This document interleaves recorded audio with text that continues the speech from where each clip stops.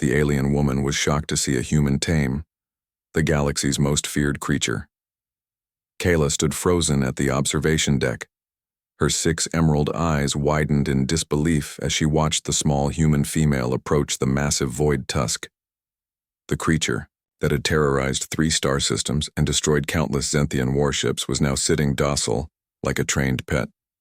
The human called herself Mary. She was tiny compared to the Zenthians, barely reaching Kayla's lowest shoulder joint.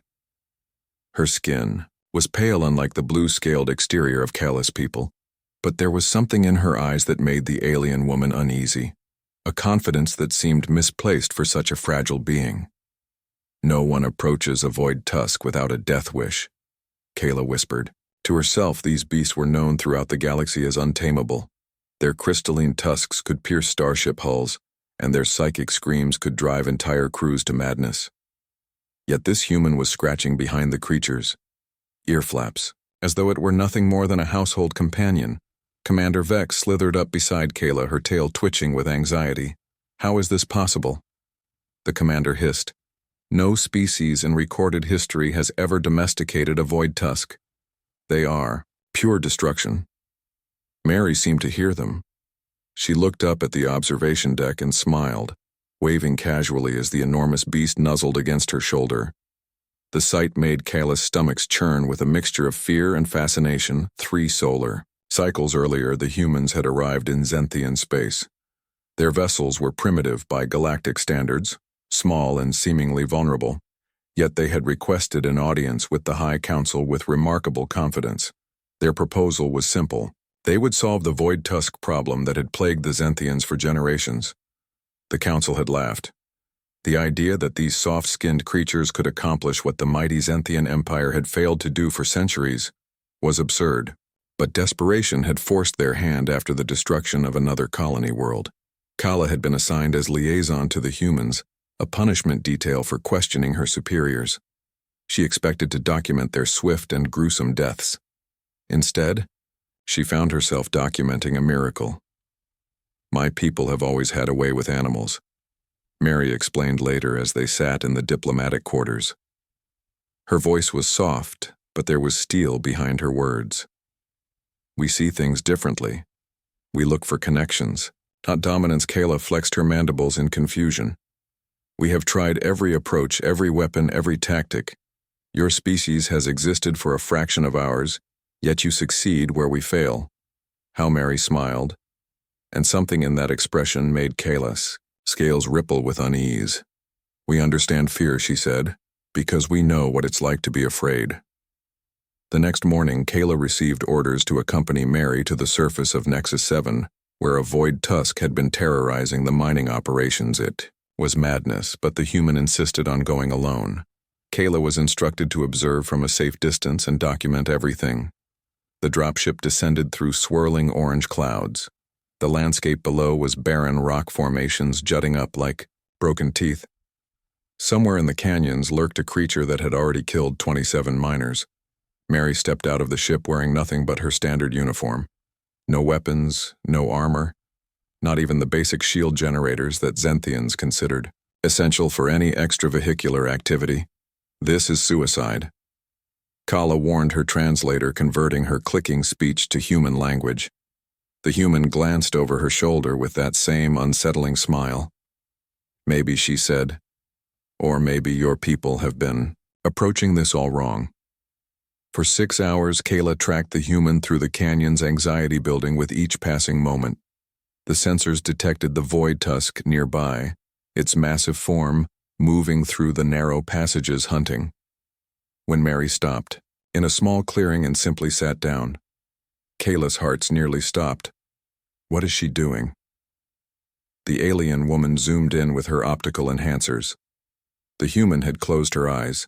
She appeared to be humming a melody barely audible through the surveillance equipment. The ground trembled. The void tusk emerged from the canyon wall, its crystalline tusks gleaming in the pale sunlight. Its massive body covered in armored plates dwarfed the human. Its 6 eyes glowed with primal hunger. Kala nearly activated the emergency evacuation protocol, but something made her hesitate. The creature was not attacking. It stood motionless, watching the small human with what appeared to be curiosity. Mary opened her eyes and spoke not in her language but in a series of low rumbles and clicks. The void tusk tilted its massive head. Its psychic field, normally a weapon of terror and madness, seemed to shift and change. Impossible. Kayla whispered. The human stood slowly and extended her hand. The void tusk lowered its enormous head, and then to Kayla's astonishment the creature pressed its snout against Mary's palm. By the time Kayla returned to the Zenthian flagship with her recordings, the news had spread throughout the fleet. The humans had accomplished in days what the Empire had failed to do in centuries. They had not conquered the void tusks. They had communicated with them. The High Council was in chaos. Some called for an immediate alliance with the humans. Others whispered of darker possibilities. If these fragile creatures could tame the most feared predators in known space, what else might they be capable of? Kayla found Mary in the observation deck, the void tusk now wearing a simple harness lounging beside her like an oversized pet. The human was gently stroking its crystalline tusks. How did you really do it? Kayla asked, her suspicion mixing with awe. Mary looked up. They were never monsters. She said they were guardians.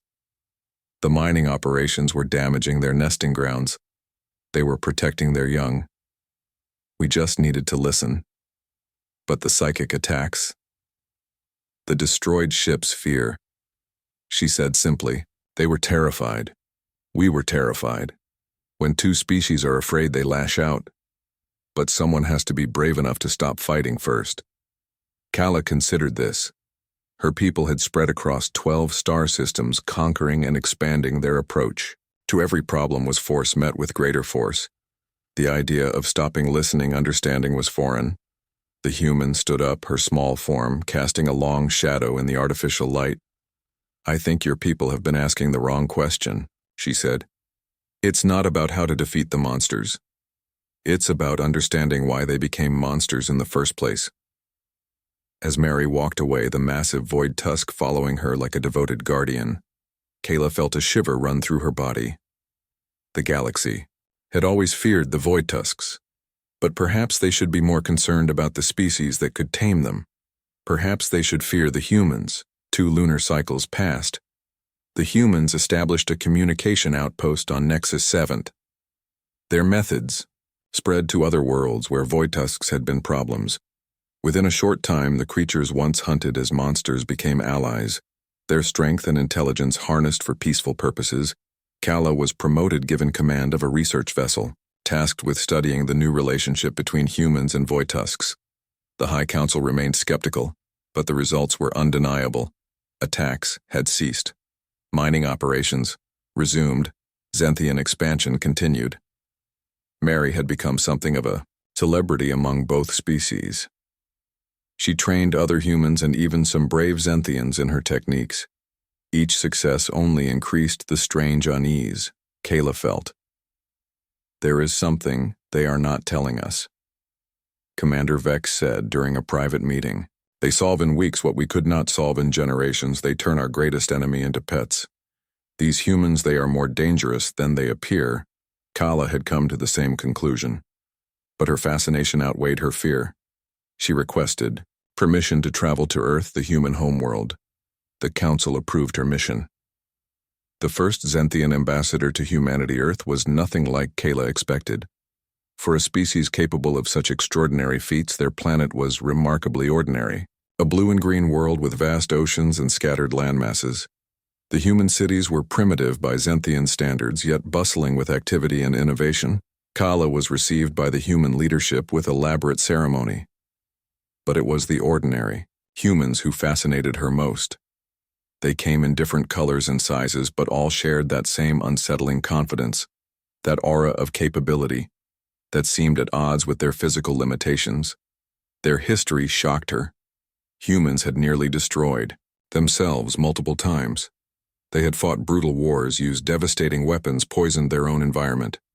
Yet somehow they had survived. They had overcome not just external threats, but their own self-destructive tendencies. Perhaps most disturbing, they had done all this alone. No other intelligent species on their world, no outside guidance. They had clawed their way from primitive tribes to space travel in what amounted to an evolutionary eye blink. Mary met her at a facility in a place called Montana. It was a training center for what the humans called animal specialists.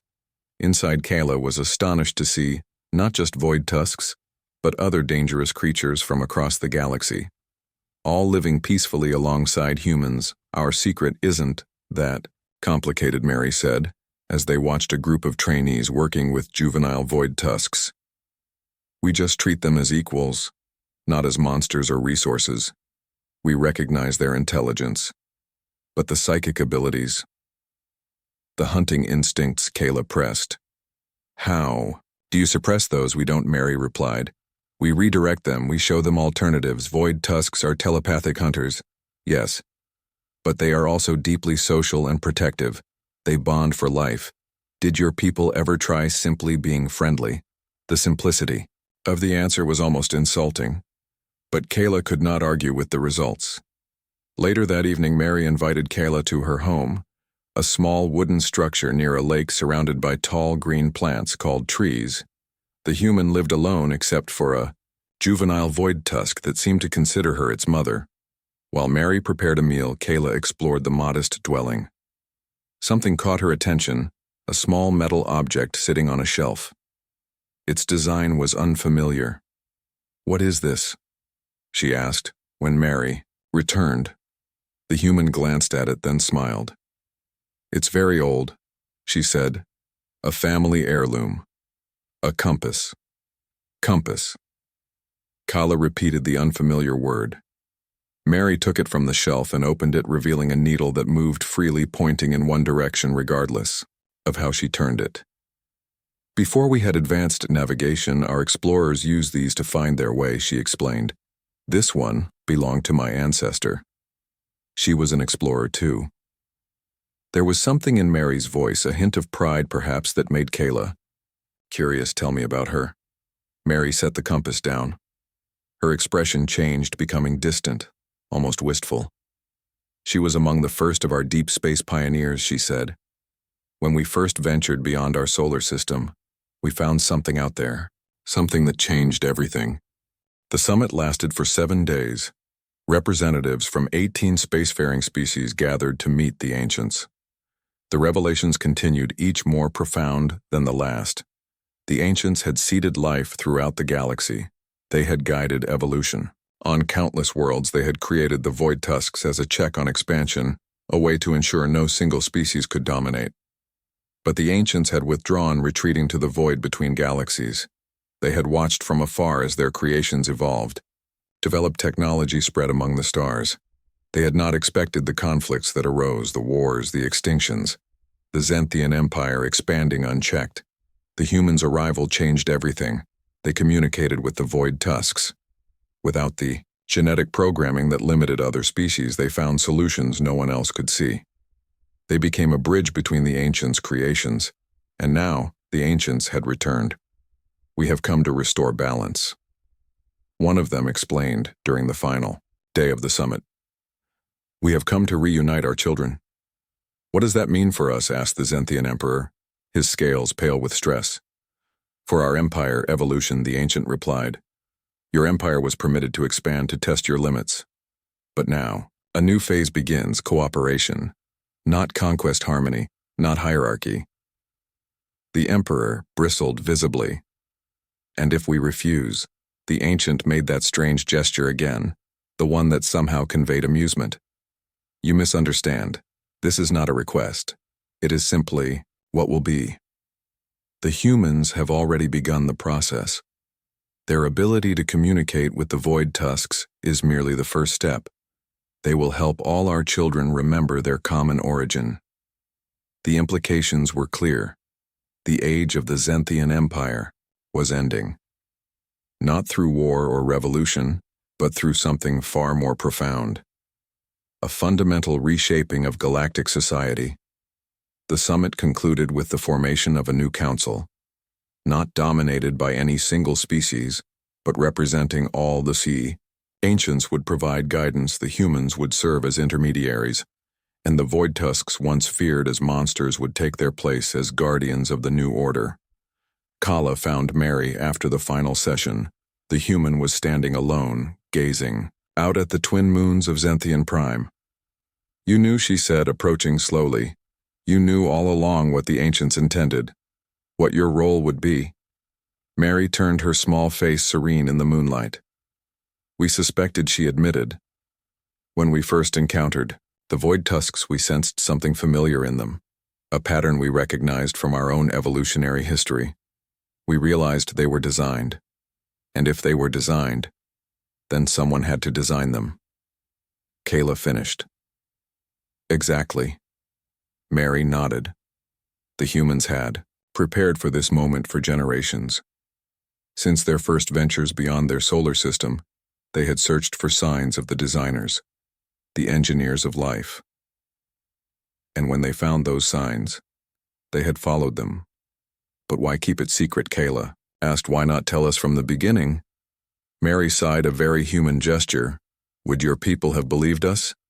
Would they have accepted the truth that your entire civilization, your empire, your very evolution was engineered?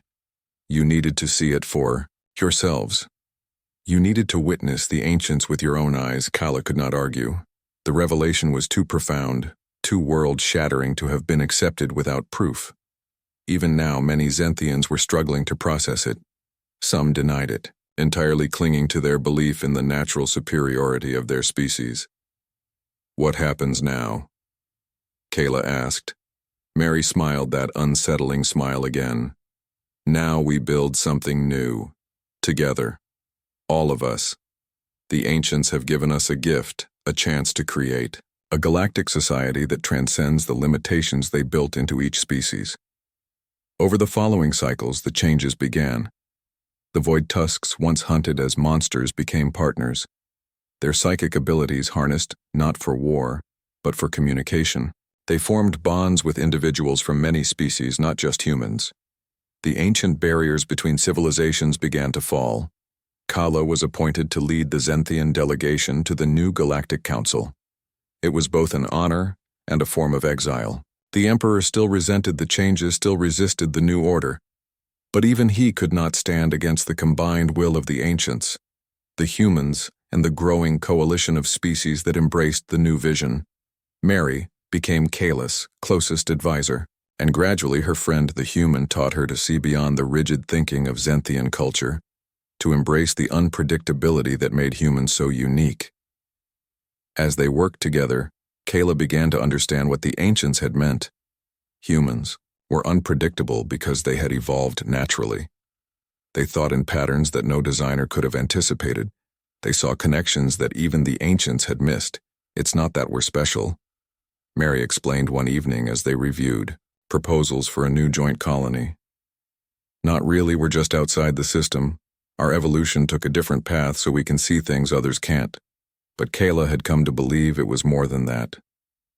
There was something unique about humans, something that went beyond their unusual evolutionary history. They possessed a quality that neither the ancients nor their creations fully understood, a capacity for empathy that transcended species barriers, a willingness to embrace the unknown. Perhaps the ancients had recognized this. Perhaps that was why they had chosen humans as their intermediaries. Not because they were outside the design, but because they complemented it. They were the missing piece in the cosmic puzzle. Whatever the reason, the age of isolation was ending.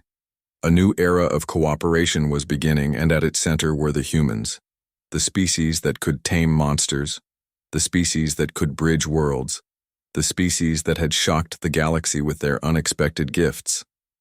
"What did they find?" Kala asked, feeling a sudden chill despite the warm evening. Mary seemed to consider her words carefully. "The truth about our place in the universe," she said finally, "about why we are the way we are," before Kayla could press further. A communication alert sounded. The Zenthian research vessel was requesting immediate contact. Commander Vex appeared on the screen. Her scales darkened with stress. "Ambassador Kayla." She began formally. "You must return at once. The High Council has convened an emergency session. A human exploration team has made contact with the Void Fathers. Kala felt her secondary heart stop. The Void Fathers were mythical creatures believed to be the progenitors of the Void Tusks, ancient beings that dwelled in the spaces between stars. Most Zenthians considered them legends, but if they were real and humans had found them, "I will depart immediately," she confirmed. She turned to Mary, whose expression remained unreadable. "Did you know about this?" The human nodded. "We suspected they existed. We wanted to be certain before we informed the council." The return journey to the Zenthian homeworld took 3 standard cycles. Even with the ship's fastest engines, the delay only increased Kala's anxiety. What were the humans planning? What had they discovered? And why had they kept it secret? When she finally arrived, the capital was in turmoil. The High Council chamber was filled beyond capacity with representatives from every colony world. The atmosphere was thick with tension. Admiral Zex, the highest military authority, stood at the center addressing the assembly. "The humans have made contact with beings we thought were myths," he announced. "They call themselves the Ancients. They claim to be not just the creators of the Void Tusks, but the original settlers of this galaxy. They have requested a summit with all spacefaring species." The chamber erupted in clicks and hisses of alarm. Kala pushed her way to the front. "Where are these ancients now?" she demanded. The admiral fixed his 4 primary eyes on her. "They are approaching Zenthian Prime in a vessel unlike anything we have ever seen. The humans are escorting them." Panic rippled through the assembly. The idea of unknown ancient beings approaching their homeworld accompanied by the mysterious humans was almost too much to process. Kala found herself appointed to the reception committee. Her experience with humans made her valuable now. The landing zone was prepared, a massive area cleared of all structures. The defensive system stood ready despite assurances from both humans and ancients that their intentions were peaceful. Mary's ship arrived first. A small delegation of humans disembarked. They appeared relaxed, confident as always. Mary approached Kala, her face serious but calm. "They want to meet you specifically," she said. "They know you have been studying us." "Why?" Kala asked, her mandibles clicking with tension. "Because you see what others miss." Mary replied, "You question, you observe most. Importantly, you adapt." Before Kala could respond, the sky darkened. A massive ship appeared, not through hyperspace or conventional propulsion, but simply faded into existence. It was organic in appearance, resembling nothing so much as a massive void tusk. Without limbs, its surface rippled with colors that hurt Kala's eyes to observe. A section of the ship opened. No ramp extended. No technology visible. A being emerged, floating gently to the ground. Kala struggled to process what she was seeing. The Ancient was humanoid, but also not. Its form shifted constantly, as if it existed in multiple states simultaneously. It had features reminiscent of both void tusks and strangely humans.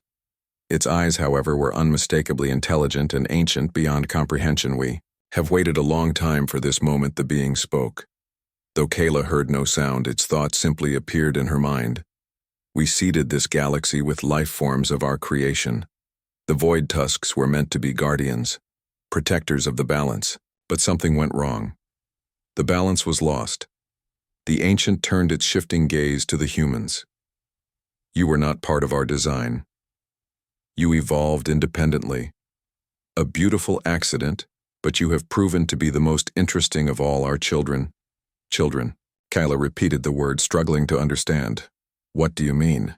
The Ancient gestured, and an image appeared in the air. A map of the galaxy with countless points of light. Many of those lights were familiar, Zenthian worlds, human colonies, the territories of other spacefaring species. But there were other lights scattered throughout. Unknown. All life in this galaxy shares common ancestry, the Ancient explained. "We spread our genetic material across thousands of worlds, some programmed to evolve in specific directions, others left to develop naturally. The Zenthians were designed to build, to expand, to create order. The void tusks were meant to maintain balance, to prevent any one species from dominating." "And the humans?" Kala asked, looking at Mary, whose expression remained unreadable. The humans, the ancient said with what felt like amusement, were not our creation. They came from elsewhere. Their world was seeded by someone else, perhaps by accident, perhaps by design. We do not know, but they are unique in this galaxy. They alone can bridge the gap between all our children. They alone can communicate with every species we created. The implications were staggering. Kala felt her understanding of the universe shifting, reordering itself. Every spacefaring species, every form of intelligent life in the known galaxy was deliberately created, all except humans. They alone had evolved independently. Is that why they can communicate with the void tusks? Kayla asked. Because they are outside your design. The ancient made a gesture that somehow conveyed affirmation. Precisely. They see patterns we did not create. They think in ways we did not anticipate. They are unpredictable, and that makes them the perfect mediators between our children who have grown apart. 5 years passed. The new Galactic Council flourished under the guidance of the ancients, with humans serving as mediators. The void tusks, once feared throughout the galaxy, became respected for their wisdom and protective nature. Dozens of species, previously unknown or isolated, joined the growing alliance. Knowledge and technology were shared freely. Not everyone embraced the new order. A faction of Zenthians led by Admiral Zex rejected the ancients' claims. They refused to believe their species had been engineered. They could not accept that their empire, built over centuries, would be dismantled. They called themselves the true Zenthians and retreated to the outer colonies, preparing for what they believed would be an inevitable conflict. Kayla worried about the growing division, but Mary remained calm. The human had seen similar resistance on Earth when the truth was first revealed. Fear of change is universal. Mary said, it's not unique to Zenthians. Even on Earth, some people rejected the evidence. They couldn't accept that we might not be the center of the cosmic story. They needed to believe we were special chosen. Are we not special? Kayla asked. The ancients seem to think humans are unique. Mary laughed. We are unique. Yes, but so are Zenthians. So are void tusks. Each species brings something different to the galaxy. That's the point. Diversity, not uniformity. That's what the ancients are trying to preserve. The conversation was interrupted by an urgent communication. A Zenthian colony on the edge of controlled space had gone silent. Initial scans showed massive energy discharges consistent with weapons fire. The Galactic Council dispatched an investigation team led by Kayla, with Mary as her advisor. They arrived to find devastation. The colony, a thriving mining operation, had been reduced to ruins. The evidence suggested an attack by void tusks, but that was impossible. The void tusks were now allies integrated into the new galactic order. This makes no sense, Mary said as they surveyed the destruction. These attack patterns are consistent with void tusks, but why would they target a civilian colony? There's no strategic value here. Kayla noticed something odd among the wreckage, a communication device unlike standard Zenthian technology. She recognized its design. It belonged to the true Zenthians. I think I understand, she said grimly. This was staged a false flag operation. The true Zenthians want to break the alliance. They want to prove the void tusks cannot be trusted. Mary examined the device, her expression grim. If you're right, this could spark a galaxy-wide conflict. We need to inform the Council. Before they could leave the planet, their ship detected incoming vessels, a fleet bearing true Zenthian markings. They had been lured into a trap. They want us dead, Mary realized. They want to eliminate the strongest supporters of the new order, and blame it on the void tusks. Escape was impossible. The true Zenthian fleet surrounded them. Kayla prepared for the end, but Mary remained calm. The human closed her eyes for a moment as if in deep concentration. What are you doing? Kayla asked. Calling for help, Mary replied. Minutes passed. The true Zenthian fleet moved closer, their weapons charged. Then something extraordinary happened. The void of space rippled and tore. A massive form emerged larger than any ship Kayla had ever seen. A true Void Father, ancient and terrible. Its mere presence caused the sensors to malfunction. The communication systems failed. The true Zenthian fleet panicked. Some ships attempted to flee. Others opened fire. Their weapons seemed insignificant against the ancient being. The Void Father did not attack. Instead, it projected a psychic field so powerful that Kayla could feel it even through the ship's shields. Not pain, but understanding. Images. Memories. Emotions flooded her mind. She saw the history of the galaxy, not as she had learned it, but as it truly was. She saw the ancients seeding worlds. She saw the evolution of countless species. She saw the Void Tusks not as monsters, but as caretakers. She saw the humans' arrival, their unique perspective, their capacity for connection. Most importantly, she saw the future. Not one path, but many possibilities branching outward. Some led to conflict, destruction, the end of civilization. Others led to harmony, growth, transcendence. The vision faded, the Void Father remained. Its psychic presence touched the true Zenthian fleet. Kayla could only imagine what they were experiencing, what truths were being revealed. To them, one by one, the enemy ships powered down their weapons. Their commanders opened communications channels. Their voices were shaken, filled with awe and fear. They surrendered not to Kayla or to Mary, but to the truth they had been shown. In the aftermath, the true Zenthian movement collapsed, its leaders humbled by the vision granted by the Void Father returned to the fold. Many became the strongest advocates for the new order, having seen with their own minds the consequences of the path they had chosen. The incident became known as the Revelation, a turning point in galactic history. The day when doubt was replaced with certainty, when the last significant resistance to the new order crumbled. Kala and Mary were honored by the Galactic Council. Their actions had prevented a war. Their discoveries had exposed the truth. But Kayla knew they had done little. The true architects of peace were the ancients and the Void Fathers, whose wisdom transcended understanding. Years later, Kayla visited Earth again.